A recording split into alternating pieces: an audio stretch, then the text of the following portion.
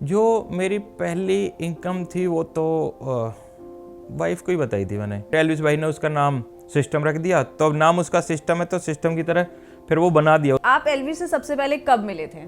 फिर एल्विस का थोड़ा व्यवहार चेंज हो जाता था। जब एल्विस से पहली बार मिली थी तो मुझे लगा था कहीं वो मुझे रोज सबके सामने रोस्ट ना कर दे या कुछ बोलना दे, बट फ्रैंकली स्पीकिंग उनका नेचर इतना अच्छा था। एल्विस में एटीट्यूड है, ये करके डाल दो रील, आ जाएंगे, उन्हें व्यू से मतलब है। शुरू के 5 एपिसोड में तो एल्विस एल्विस एल्विस हुई है भाई, है ना। स्क्रीन टाइम देख लो, कुछ वो देख लो, मतलब एल्विस एल्विस हुई है। मतलब अर्चित को एकदम ही एग्जिट ऑर्डर दे दिया तो आपको लगता है कि वो बायस था, उनकी एक गर्लफ्रेंड है, तो एज अ बड़े भाई आपने कभी आप कभी मिले उनसे? मतलब एल्विस ने बिल्कुल सीक्रेट रखा है। मेरी बात कड़वी लगेगी बहुत सारे लोगों को, अब पता है अब यूज हो रहा है इन्फ्लुएंसर जितने भी ना, फिर तो मेरी रियलिटी लोगों को दिख ही जाएगी। अगर मैं शो में चला गया तो मैं ऐसा थोड़ी जैसा दिखता हूँ। मेंटली डिस्टर्ब है, उसका इलाज करेंगे, मतलब कहीं अच्छे हॉस्पिटल में कराएंगे, उसे ठीक कर देंगे। हेलो एवरीवन, आप सभी का स्वागत है हमारे चैनल पंजाब केसरी में और मैं हूं आपके साथ आपकी होस्ट और दोस्त कशिश पांडे। तो दोस्तों, आज हमारे साथ एक ऐसे इन्फ्लुएंसर मौजूद है जिनके कंटेंट लोगों के दिलों में बस जाते हैं और जो उनके फैंस हैं उन्हें प्यार से मास्टर जी कहकर भी बुलाते हैं। तो बिना किसी देरी के सबसे पहले हम उनका स्वागत कर लेते हैं। तो guys, please welcome Faridabad rockers उर्फ अनूप चहल। सर, आपका बहुत बहुत स्वागत है। नमस्कार जी, पूरी आपकी पंजाब केसरी टीम को और कशिश पांडे जी को बहुत बहुत धन्यवाद कि आपने ये प्लेटफॉर्म दिया कि हम अपने विचार आपकी पूरी फैमिली तक रख सकें। जी बहुत अच्छा लगा, बहुत खुशी हुई। सबसे पहले सर मैं ये पूछना चाहूंगी, आप कैसे हैं? मैं एकदम बिल्कुल ठीक हूँ जी, एकदम चंगा? हाँ जी, बिल्कुल चंगे।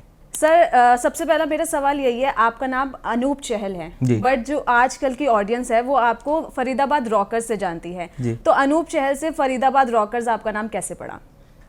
पहले मैं बताना चाहता हूँ, मेरा जो असली नाम है वो है नरेंद्र।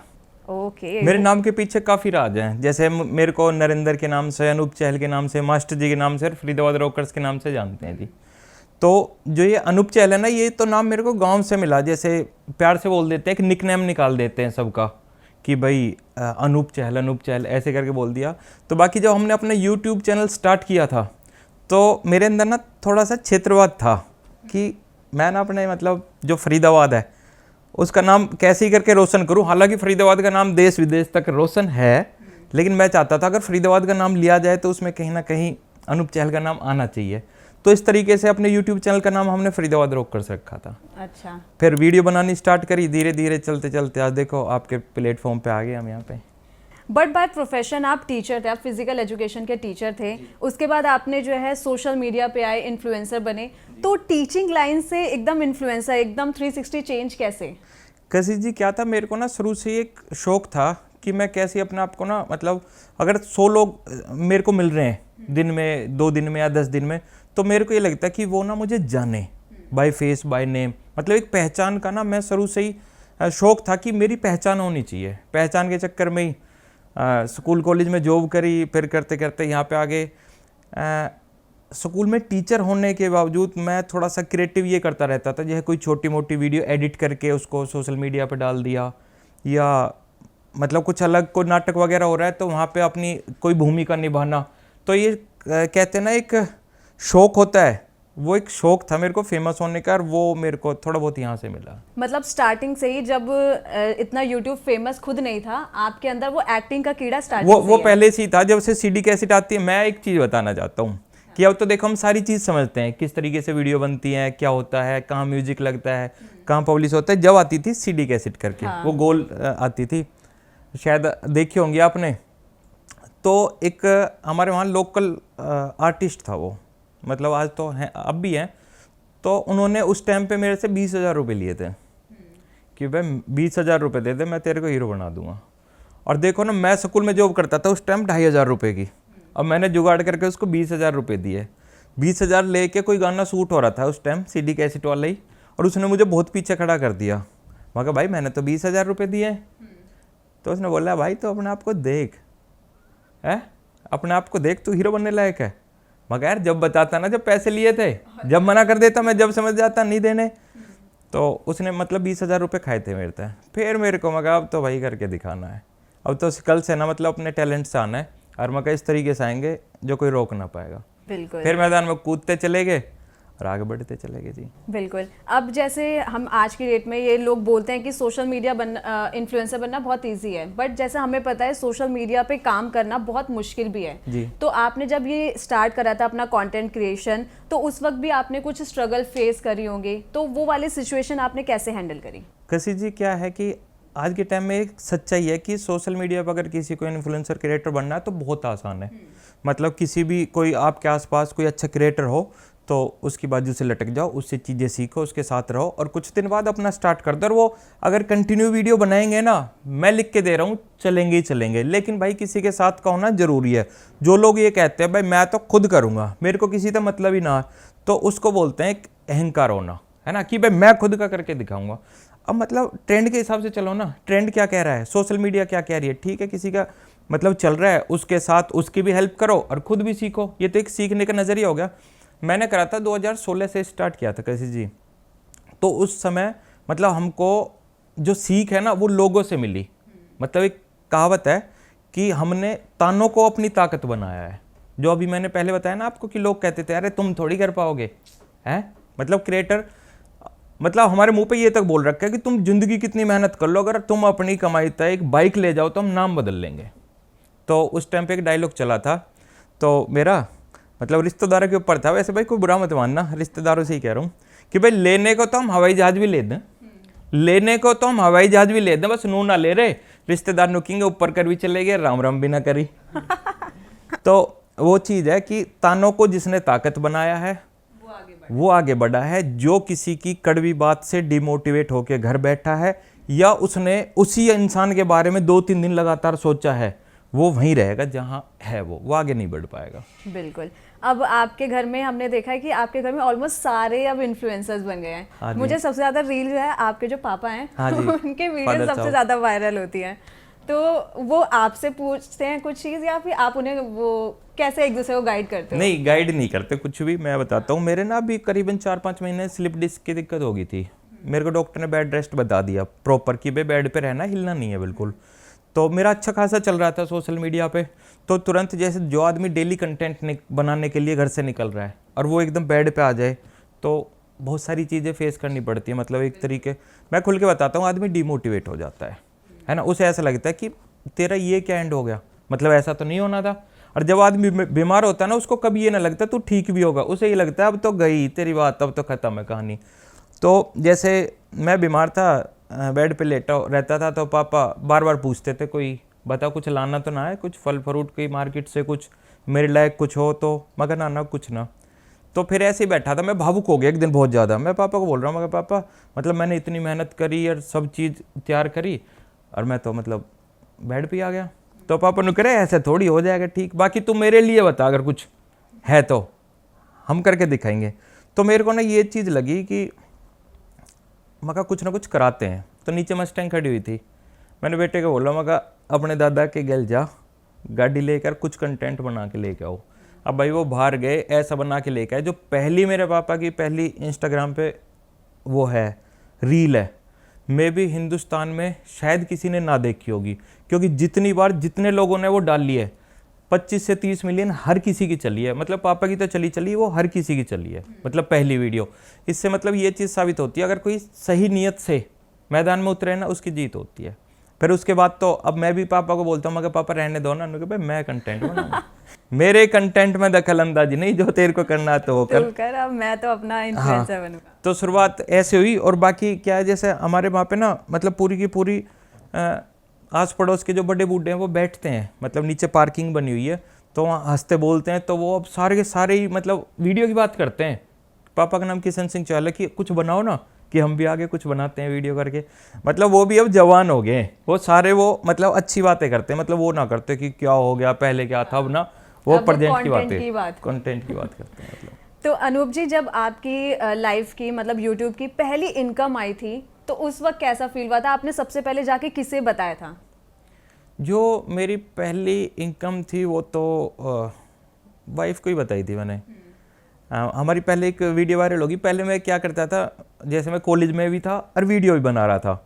अब तो मैं कैसे भी रोल कर लेता हूँ, जैसे मतलब आजकल के ट्रेंड के हिसाब से चलते हैं। पहले मैं करता था सीख वाली वीडियो ओनली, जैसे एकता में बल, जैसे हमने आपने कभी बचपन में पढ़ा है 5वीं 6ठी क्लास में, एकता में बल होता है, इस तरीके की वीडियो बनाता था। और वो सारी की सारी आज भी मेरे पेज पे 13-14 मिलियन पड़ी हैं वो सारी की जिससे सारी। कोई मैसेज मिले। हाँ, मतलब मैसेज तो आज भी होता है वीडियो में, लेकिन जब एक अलग ही चीज़ थी। तो उस समय पहली बार पता ना कितने आए थे, 8-1000 आने के बाद मतलब खुशी सी हुई थी। मैं कहा भाई पैसे आ रहे हैं यहाँ पे, तो मतलब लगा था। वाइफ के साथ ही शेयर की थी मैंने। तो आपकी वाइफ का रोल आपकी लाइफ में कैसा है, मतलब वो आपको कितना सपोर्ट करती हैं? कि हमने तो देखा है रानी जी को, वो आपको काफ़ी सपोर्ट करती हैं, हद से ज़्यादा सपोर्ट करती हैं, हर जगह आपके साथ रहती हैं, लेकिन आप उनके लिए क्या बोलना चाहेंगे? देखो, एक कहावत है ना, मतलब हर कामयाबी के पीछे एक औरत का हाथ होता है। ये एक सच बात है। उसमें क्या है कि कोई भी कुछ कंटेंट सोच रहा है, कुछ भी कोई बात कर रहा है घर में, कोई भी डिसीजन लेने वाला है, तो ये कहते हैं भाई आदमी खुद डिसीजन लेता है। एक मर्द की मतलब खुद की वो सेल्फ डिसीजन लेना नहीं भाई। अगर आपका कोई जीवन साथी आ रखा है तो आपका फर्ज बनता है कि उससे भी सलाह लो। आपको कौन अच्छी बात बताए, कौन बुरी बताए, मतलब डिस्कस करना कोई बुरी बात ना होती। मैंने जब वीडियो स्टार्ट करी थी, जब भी मैंने मतलब अपनी वाइफ से ही पूछा था, रानी चैल से, मैं क्या ऐसा कर रहे हैं, तो जब लोग ताने मारने लगे तो पहली उसी की बात थी कि अगर ताने लग रहे हैं ना, इसका मतलब तरक्की हो रही है। मतलब उसकी बात आज भी मेरे कानों में गूंजती है, क्योंकि मेरा मन ये कर रहा था पहले तो, मतलब हम भी इतने सोच विकसित ना थे, किसी ने गलत बोल दिया तो अरे यार भाई छोड़ते ही हैं, ये तो बेइज्जती हो रही है। तो उसी ने बोला था अगर ताने मिल रहे हैं, टोंट लोग मार रहे हैं, तो तरक्की हो रही है, करते हैं। मतलब एक तरीके से मेरी इस मास्टर की जो रियल मास्टर है ना, वो भाई मेरी वाइफ है। अनूप जी, हमने देखा है कि आपको कार कलेक्शन का भी बहुत शौक है। आपके पास अभी रिसेंटली आपने जो है एक स्पोर्ट्स कार भी ले रखी है जी। और लेकिन अभी हाल फिलहाल में आपके पास एक सिस्टम करके बहुत ज़्यादा वो रील्स आ रही है, ट्रैक्टर जो है, सिस्टम नाम रखा है आपने उसका। हाँ जी। तो स्पोर्ट्स कार से ट्रैक्टर कैसे, मतलब कहाँ से आइडिया है कि मैं ट्रैक्टर लूँगा? और आजकल आप रोड पे वैसे बहुत चला रहे हैं। हाँ, रोड पे चला रहे हैं, वो मतलब चलाने के लिए ही वैसे लिया हमने। एक भाई हैं पानीपत से, रोहित देसवाल भाई हैं, तो उनसे मेरी बातचीत हुई थी। तो अभी वो जल्दी में करीब 5-6-7 महीने पहले ही बात है, वो घर पे आए थे। तो जो हमारा अभी सेक्टर में घर बना हुआ है, तो उससे 1.5 किलोमीटर दूरी गांव है हमारा। मतलब हमने खेती कर रखी है, मतलब हम जमींदार रहे हैं अच्छे। तो वो घर आया था, तो घर देख के कहता भाई सारी चीज़ अच्छी लग रही है घर में, मतलब बड़ी गाड़ी भी है, बाइक भी है, सब है, एक ट्रैक्टर होना चाहिए। एक वो देसीपन वाला वो। हाँ, देसीपन वाला। और मतलब उस जो रही देसवाल की जो बात थी ना, मतलब उसकी कहने का तरीका ये था कि भाई इसमें ट्रैक्टर होना चाहिए। मगर तो भाई खड़ा करवा दो, मतलब मेरे रोहित देसवाल भाई के ये ही डिसीजन थे, मगर खड़ा करवा दो। उसने बोली ट्रैक्टर खड़ा हो जाएगा आने वाले 1 महीने में। तो इस तरीके से ही मतलब ले लिया। फिर एलविस भाई ने उसका नाम सिस्टम रख दिया, तो अब नाम उसका सिस्टम है, तो सिस्टम की तरह फिर वो बना दिया। उसमें चौड़े चौड़े टायर और एक दबंग पने ऐसा वो कर दिया। और बाकी अभी जो रोहित देसवाल भाई है, वो कहते हैं कि इसकी पावर और बढ़ाएंगे, मतलब जान बनाएंगे। तो जो कहते हैं ना, आप लगातार मॉडिफाई कर रहे हैं, जो एक बार उस पर खड़े होके ये बोलना कि सिस्टम है। मेरे को तो लग रहा था आप सिस्टम से आएंगे।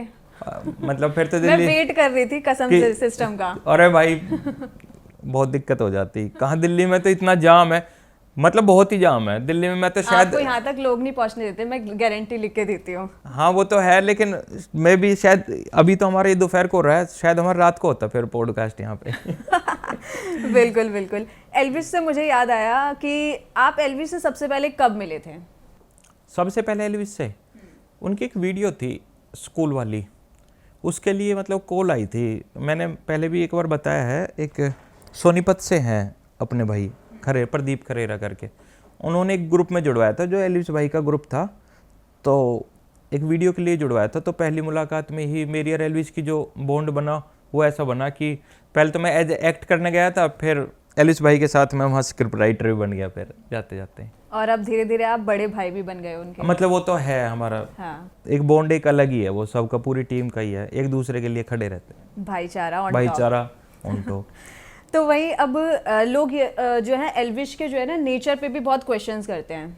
तो फ्रैंकली स्पीकिंग मेरे को उनका नेचर अच्छा लगता है, बट कुछ ऐसे लोग हैं वो ये बोलते हैं कि उनका नेचर जो है कहीं ना कहीं रूड है। तो जब आप उनसे पहली बार मिले थे, वो नेचर और आज का नेचर, जब उन्होंने आसमान छू लिया, इतनी तरक्की कर रहे हैं, उस नेचर में कोई डिफरेंस नज़र आता है आपको?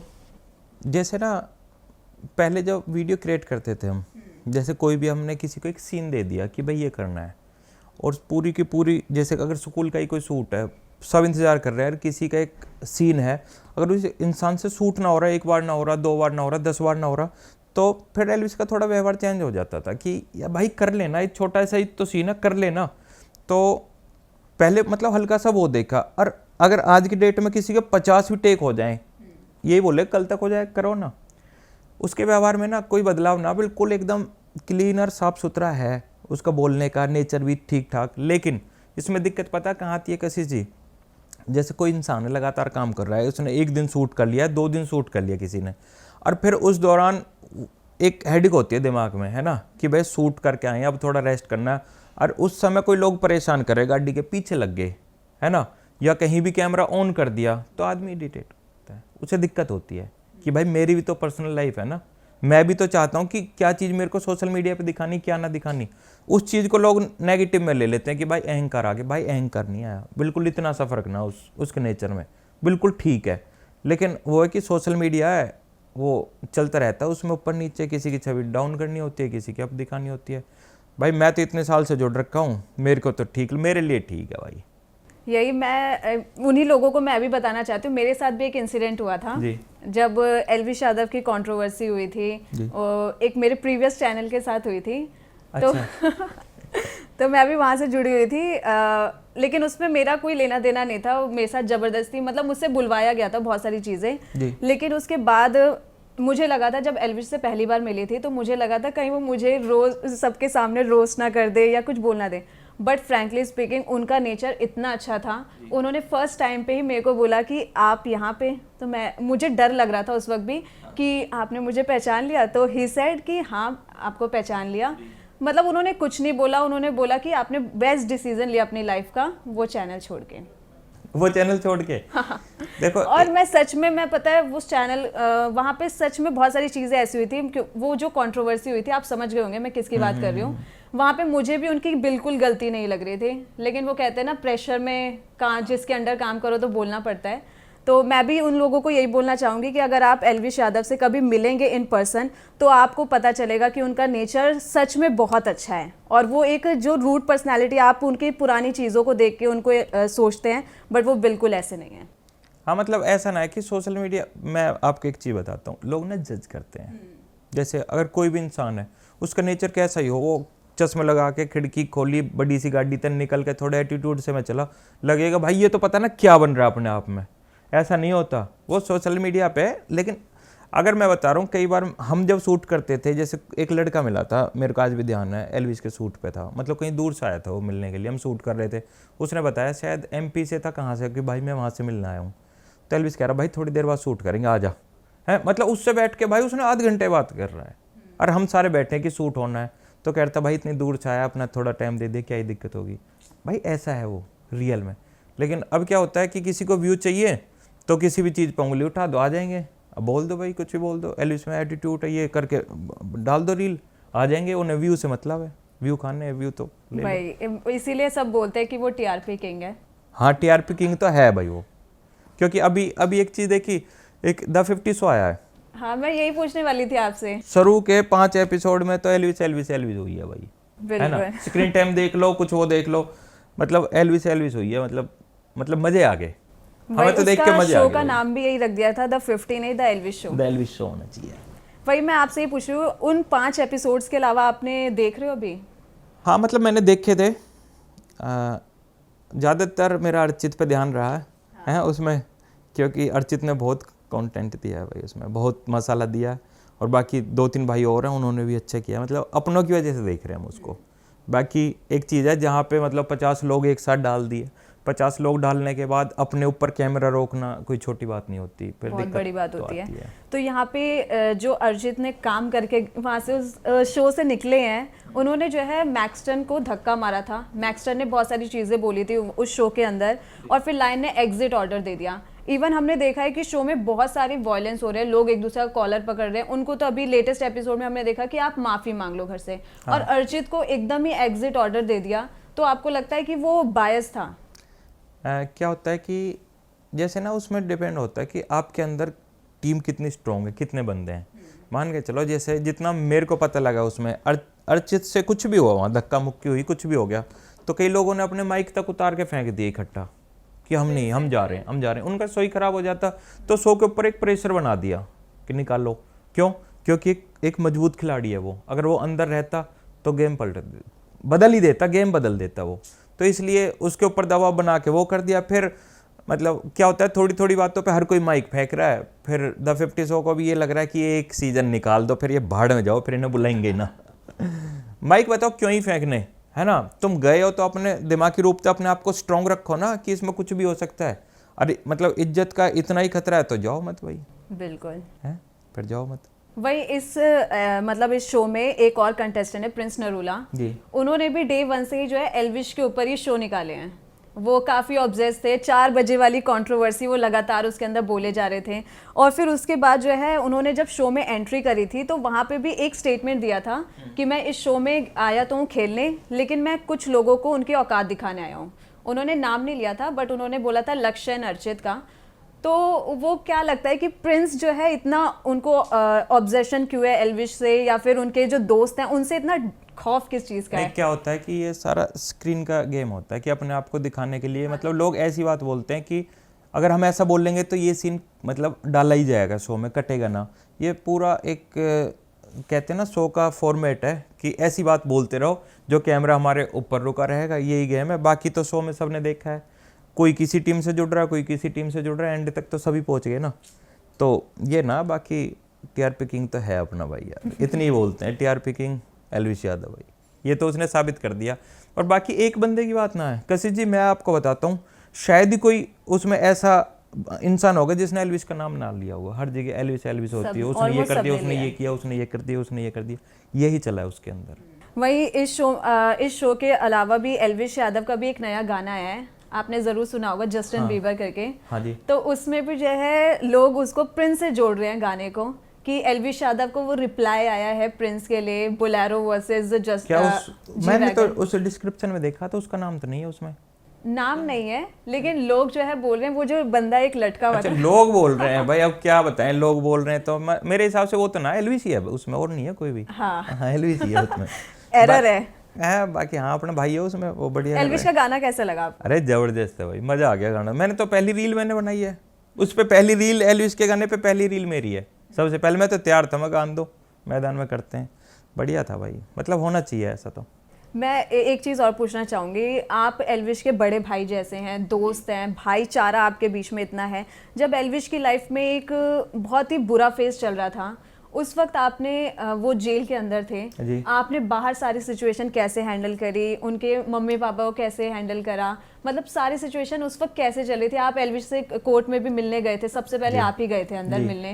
तो एल्विश का पहला वर्ड क्या था, कैसी सिचुएशन? नहीं देखो, मैं एल्विश से नहीं मिला उस दौरान। मैं एल्विश से मतलब जो अंदर, मैं मिलने नहीं गया बिल्कुल। और मैं बता देना चाहता हूँ, मैं एज ए प्रोफेशन में एडवोकेट भी हूँ। मैं बहुत कम जगह इन चीज़ों को बताता हूँ कि एक कहावत है कि जैसे जब अपने पे आँच आ जाए तो आदमी को हथियार उठा लेने चाहिए, है ना। तो मैं वैसे भी प्रैक्टिस करता ही हूँ अपने फरीदाबाद में, लेकिन मैं थोड़ा कम एक्टिव रहता हूँ वहाँ पे। तो लेकिन अगर भाई के ऊपर बात आई तो मैं हर तरीके से खड़ा था। मैं क्या मतलब पूरी टीम ही हर तरीके से खड़ी थी कि जितना हमारे बस की हो पाया वो कराया हमने। बाकी देखो कोर्ट तो है, कोर्ट का डिसीजन सर आंखों पे, बाकी सब चीज़ ठीक है। वही अभी ये वो है कि जैसे अब मैं मतलब क्या ही बोल दूं कि भाई मैंने अपने दोस्त के लिए ये किया, मैंने अपने दोस्त के लिए ये किया। भाई मैंने ना करा कुछ भी, मतलब मेरा दोस्त है जो मेरे बस की था। खड़े रहे उनके साथ। हाँ इमोशनली और हर तरीके की मैंने सपोर्ट करी है जितनी थी, लेकिन गाए ना जाती चीज़, है ना। अगर गा दी तो फिर वो भाईचारा क्या। हाँ मैं एक चीज़ और बताना चाहता हूँ, जैसे हम सोशल मीडिया पे एक्टिव रहते हैं ज़्यादातर, क्या होता है कि जैसे आज हमारा कोई यार है, कोई भाई है, कोई दोस्त है, आज हम उसके साथ बैठे हैं, वो हमारे लिए कुछ कर रहा है या हम उसके लिए कुछ कर रहे हैं, ये चीज़ मायने ना रखती। असली दोस्ती का जब पता चलता है, जब उससे लड़ाई हो जाए ना, तो उसके बाद सोशल मीडिया पे क्या होता है, एक दूसरे के लत्ते फाड़ने के लिए तैयार हो जाते हैं, एक दूसरे की इतनी पर्सनल सीक्रेट चीज़ खोलने के लिए लोग तैयार हो जाते हैं। तो उसको क्या भाईचारा कहेंगे? भाईचारा कहने तो भाईचारा ना बनता, भाईचारा निभाने तो भाईचारा बनता है। बिल्कुल। वैसे आजकल अभी शादियों का सीजन चल रहा है। हाँ न्योते आ रहे हैं हमारे ऊपर, बहुत बहुत आ रहे हैं शादी, बहुत न्योते आ रहे हैं। तो मैं ये जानना चाहूँगी, आप ही के दोस्त एल्विश का भी एक र्यूमर अभी हुई है कि इस साल के एंड में वो शादी करने वाले हैं। अच्छा बताई नहीं है भाई एल्विश तो इसका बात नहीं बता रहा मैं। ये इसका कार्ड नहीं आया आपके पास अभी? नहीं, मेरे पास कार्ड नहीं आया जी। मतलब अगर हुई, अब हुई इस साल तो सबसे आगे खड़ा मिलूंगा मैं। अच्छा, मतलब अभी मतलब कंफर्म नहीं है अभी कंफर्म ना है।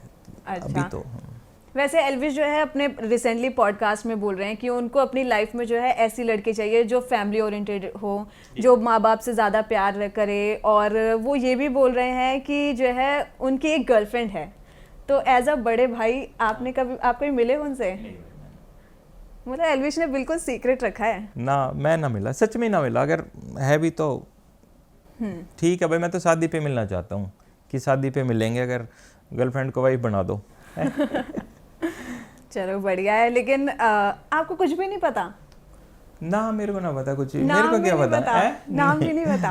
अरे नहीं, मतलब मैं सच बताता हूँ, मेरे और एल्विस के बीच में ये दायरा रहता है, थोड़ा सा हम रखते हैं। एक एज फैक्ट मान लो या कुछ मान लो, वो रिस्पेक्ट बहुत करता है, हमारे बीच में ना होती है ऐसी बात। अगर है भी तो वैसे सामने ही हो जाएगा, फिर तो शादी होनी है तो फिर तो मिलेंगे शादी पे ही वहीं। ठीक है, अब 50 की बात करते हैं। अभी कल जो है उसका फिनाले शूट हो चुका है जी, और फिनाले में जो है ये बोल रहे हैं कि रजत दलाल जो है इस सीजन के विनर बन चुके हैं। अच्छा। मैं आपसे ये जानना चाहूंगी कि आपने जैसे रोडीज, एल्विश यादव रोडीज के वो थे गैंग लीडर, आपने एक हिंट जो है पहले ही दे दिया था उनके व्लॉग में कि आप विनर करके, तो आपको इसका कुछ आइडिया है कौन विनर है या फिर क्या? अब पता है, एक मेरी बात कड़वी लगेगी बहुत सारे लोगों को, अब पता है अब यूज हो रहा है इन्फ्लुएंसर जितने भी ना, मतलब एनसीआर के हो गया, सबका यूज किया जा रहा है। मतलब एक देखो ना, टीआरपी के चक्कर में पूरी ये हरियाणा की एनसीआर की पूरी क्रीम वहाँ जाके बिठा दी। मुझे जो लगता है, मेरे को ना पता अभी फिनाले में क्या हो रहा है क्या ना, लेकिन जितने भी ये हैं ना, इनमें से किसी को जिताएंगे ना, नहीं, जो मेरे दिमाग, इनका तो बस यूज करा है। जिताएंगे किसी ऐसे फेस को जो मतलब इतना ना होगा, मतलब होगा उधर की तरफ का ही, मुंबई की तरफ का होगा कोई ना कोई जो होगा। बाकी अगर जैसे अभी हैं अपने 3 भाई हैं, उसमें तीनों में तो कोई भी जीत जाए मेरे को बहुत खुशी होगी। लक्ष्य, अर्चित, अरे अर्चित तो है ही भाई हमारे धोरा है, लक्ष्य, कटारिया और रजत में तो कोई जीत जाए। हाँ, और वहाँ रचित भी है, रचित भी लगातार रचित वो भी, हाँ support कर रचित रहे भी हैं। बढ़िया है भाई, मतलब बहुत अच्छा लड़का है रचित भी, सही है। लेकिन अगर वैसे टीम की बात करें तो वो है, बाकी तो यार सारे भाई जीत जाएं, हैं 50 के 50 को जिता दो। 50 तो नहीं जीतेंगे, लेकिन जैसे आपके इतने सारे दोस्त वहाँ शो में गए हैं, तो क्या हम अनूप चहल को भी आगे चल के किसी रियलिटी शोज में देखेंगे? आपको रियलिटी शोज कैसे लगते हैं वैसे? अच्छे लगते हैं, लेकिन ना फिर तो मेरी रियलिटी लोगों को दिख ही जाएगी अगर मैं शो में चला गया तो। मैं ऐसा थोड़ी हूँ जैसा दिखता हूँ। ओह, हाँ, मतलब रियल में ऐसा ना हूँ। मेरा ना एक नेचर है, कैसे जी बताऊँ, कि जैसा मैं शो को देखता हूँ इसमें, कि शाम को किसी के साथ गाली गलौच हुई है आमने सामने बैठ के तगड़ी, उसने भी माँ बहन की गाली दे दी, हमने भी दे दी, और धक्का मुक्की होगी, फिर उस इंसान से सुबह उठ के किस मुँह से बात करें? भाई मेरा नेचर ना है। मेरा तो ये है कि मैं किसी को गलत बोलता नहीं, अगर किसी तो होगी तो भाई मेरे को वो मैं फेस ही ना कर सकता उसे, बिल्कुल मेरा नेचर ही अलग है। कि अगर मेरी या तो किसी तो होती ना होगी तो फिर राम राम है, फिर मैं उसकी शक्ल देखना पसंद ना करता उसकी, फिर मतलब वो भाड़ में जाए। तो ये रियलिटी शो है भाई, ये मेरे मतलब के ना, क्योंकि अपना सीधा सिद्धांत है, दिखावा ना, मतलब ये ना हो सकता मन में ये है अच्छा इसका तो इलाज करूंगा और मुँह पे भाई भाई, ये ना होता भाई। जो दिल में है वो दिमाग में और वही जबान पे है, तीनों चीज़ें। रियलिटी शोज में एक चीज़ ये भी मैंने देखी है कि वहाँ पे जो चाहे हम बिग बॉस की बात कर लें, चाहे अभी द 50 की बात कर लें, वहाँ पे एक चीज़ जो है बहुत ज़्यादा हो रही है, इन्फ्लुएंसर्स वर्सेस सेलिब्रिटी। और ये जो टॉपिक उठाते हैं ये सेलिब्रिटी उठाते हैं कि इन्फ्लुएंसर्स ने जो है यहाँ का माहौल ख़राब कर दिया है, और मतलब ये 15 सेकंड के ज़्यादा जो है कैमरे के सामने टिक नहीं सकते, ये सिर्फ एक सॉन्ग प्रमोट करते हैं और अपने आप को बहुत बड़ा एक्टर समझने लग जाते हैं। और हमने बहुत ज़्यादा स्ट्रगल करा है यहाँ तक पहुँचने के लिए। तो आपको क्या लगता है किसी इतने बड़े रियलिटी शो में जाके आप इन्फ्लुएंसर वर्सेस सेलिब्रिटी कर रहे हो, बल्कि हमें ये भी पता है कि जो शो की टीआरपी आ रही है वो सेलिब्रिटी से नहीं आ रही, इन्फ्लुएंसर से आ रही है। वो मैंने ना अभी कशिश जी एक बात बोली है कि यहाँ ना इनका यूज हो रहा है, इनसे व्यू खाए जा रहे हैं, अरे ये अपने व्यू वहाँ देने पहुँच रखे हैं और कुछ ना। बाकी चलो फ़ायदा उसमें भी है कि कहीं ना कहीं अच्छी जगह दिख रहे हैं, बाकी जिताएंगे शायद वहीं से किसी को, हैं उसको बोलते हैं कि यूज होगा अब इनका सबका, वो होगा ही। वो तो जैसे हमने देखा है रजत दलाल और लवकेश कटारिया का यूज़ करा, हाँ करा था भाई, है ना। क्या मतलब उसमें जो रजत वाला एपिसोड था उसमें पूरे में रजत ना हो रही थी, मतलब लोग उसको पसंद ना कर रहे थे, उसकी वोट ना डल रही थी, हम सब ने पूरी टीम ने कितना जोर लगाया, फिर क्यों ना जीता भाई वो। कहीं ना कहीं और कटारिया का अनफेयर एविक्शन हो गया। अब पूरा का पूरा गेम है। कटारिया के टाइम पे इन्होंने क्या किया कि हर बार ये बोलते हैं कि अगर तुम्हें अपना इंसान जिताना है, जो भी तुम्हारा ये बंदा है, तो इसको वोट करो। अरे कटारिया के टाइम पे ये कर दिया कि भाई जिसको सबसे ज़्यादा वोट आएंगी वो हो जाएगा। अब भाई पब्लिक इतना थोड़ी देखती है कि वो फोटो देखी गई उसके ऊपर वोट कर देगी। अब कटारिया पे वोट कर करके उन्होंने गेम ऐसा खेला, पब्लिक ने बाहर निकलवा दिया। तो ये ना उनका पूरा प्लान होता है कि क्या करना है उन्हें। अभी रिसेंटली हमने आपकी एक रील देखी है जहाँ पे थारा भाई जोगिंदर ने आपको धमकी भरा कॉल करा था। तो मुझे ये पूछना है कि वो ऐसे कॉल करके धमकी किस चीज़ की देते हैं वो, या फिर पुनीत सुपरस्टार को देख लो, मतलब इनका काम सिर्फ यही है क्या, फ़ोन पे धमकी देना? उसने ना कुछ दिन पहले पता ना अपनी रील वील में भी कुछ बोला था, शायद किसके लिए बोला था, अर्चित के लिए ही कुछ बोला था। और वो कभी ना मेरे को ऐसा इंसान लगता है जैसे मुँह उठा के कहीं से भी एकदम फ़ोन कर देगा, फ़ोन करके बदतमीजी स्टार्ट कर देता है वो। उसका नंबर है मेरे पास, है ना। उसका मेरे को लगता है थोड़ा मेंटली वो डिस्टर्ब है सच में ही। जैसे कहीं गर्मी ज़्यादा पड़ गई या कुछ वैसे दिक्कत है, वो कहीं ना कहीं लड़ जाता है फ़ोन करके। मेंटली डिस्टर्ब है, उसका इलाज करेंगे, मतलब कहीं अच्छे हॉस्पिटल में कराएंगे, उसे ठीक कर देंगे। पुनीत सुपरस्टार भी बोलते रहते हैं ना, पुनीत तो क्या ही बोलेगा, वो तो एक अलग चीज़ होगी, जोगिंदर अलग है, वो अलग है, सब ये है, लेकिन है ये खतरनाक दोनों। अनूप जी, मैं आपको एक डेयर दूं तो आप उसे पूरा करोगे? डेयर? हाँ चलो, मतलब कोशिश करूँगा भाई। आपको अभी एल्विश को फ़ोन करना है, हाँ, और उनसे मतलब हालचाल लेना है। वो ना अभी फ्लाइट में है। फ़ोन नहीं उठाएंगे? हाँ नहीं, फ़ोन वो उठाएगा भी ना, मिलेगा ना। वो मुंबई से चला है अभी, मतलब सुबह ही मतलब बात हुई है मेरी, तो अभी तो उससे बात नहीं होगी। तो एक बार ट्राई करके देख लो। नहीं होगी, मेरे को पता है नहीं होगी। चलो, मतलब मेरे को अगर पता ना हो तो वो फ्लाइट में है पक्की। यार इतनी तो रिपोर्ट है, अब यहाँ से हम गुड़गांव ही जाएंगे। हाँ मतलब वो उसी से तो मिलना खैर होता आप सबका बातचीत होती रहती होगी। हाँ, और बाकी अर्चित है गुड़गांव में, अर्चित है, एल्विस अभी आ जाएगा, शाम तक आ जाएगा, हो जाएगी। तो ठीक है, चलो इस डेयर को हम यहीं ड्रॉप करते हैं। मैं आपसे ये पूछना चाह रही हूँ, आपकी अभी एक वेब सीरीज भी आ रही है जी, तो उसमें आपका क्या रोल है, उसकी कहानी क्या है, कुछ ऑडियंस को वो बता दो। ये कहानी ना हमने मतलब एक सीख के लिए बनाई है। जैसे आजकल का जो यूथ है, युवा है, उसमें ना कहीं देखना बदमाशी का एक क्रेज बनता जा रहा है कि कहीं गाड़ी से किसी को उड़ा दिया है ना, या फिर जैसे एक तरीके से बोल रहे हैं गन कल्चर प्रमोट हो रहा है बहुत ज़्यादा।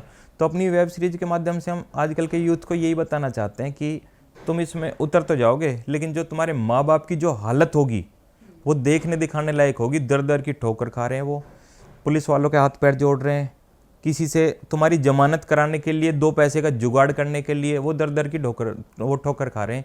इस तरीके का मतलब ये पूरा प्लॉट है। इसका एंड मतलब बहुत अच्छा, अभी 2nd एपिसोड आया है, 3रा भी चल रहा है। मतलब आजकल के यूथ को ये देखनी चाहिए, उसी के लिए है वो। ओके, ठीक है सर। तो जाते जाते last but not the least, आप पंजाब केसरी की ऑडियंस को और अनूप चहल के जो फैंस की हमारा पॉडकास्ट देख रहे हैं उनके लिए क्या मैसेज देंगे? देखो, मैं यही मैसेज देना चाहता हूँ। सबसे पहले पंजाब केसरी की पूरी फैमिली को अनूप चहल की ओर से बहुत बहुत धन्यवाद कि मेरे विचार यहाँ पर रखने का मौका दिया। और भाई मैं एक चीज़ कहना चाहता हूँ, लाइफ में अगर आगे बढ़ना है तो हमारी संगत अच्छी होनी चाहिए। आपका ना कोई दोस्त ऐसा होना चाहिए जो कंधे पे हाथ मार के ये कहे अरे तू कर देगा, चल आगे। मतलब दोस्त अच्छे रखो, तुम्हारी तरक्की कोई ना रोक सकता। मतलब सभी के लिए। बाकी भाई सभी को बहुत बहुत धन्यवाद, और मिलते हैं बहुत जल्दी कुछ अच्छी कामयाबी लेके। Okay, thank you so much Anoop ji, आपने अपना इतना कीमती समय मुझे दिया है, पंजाब केसरी की ऑडियंस को दिया है, और आपसे बात करके बहुत अच्छा लगा। आपको कैसा लगा? बहुत अच्छा लगा, मेरे को बहुत ज़्यादा खुशी हुई, और बढ़िया जी एकदम। मिलते हैं। तो दोस्तों, ये थे हमारे साथ इन्फ्लुएंसर और यारों के यार अनूप चहल। हमारा पॉडकास्ट आपको कैसा लगा कमेंट सेक्शन में ज़रूर बताइएगा, और आपसे मिलेंगे आप नेक्स्ट इंटरव्यू में।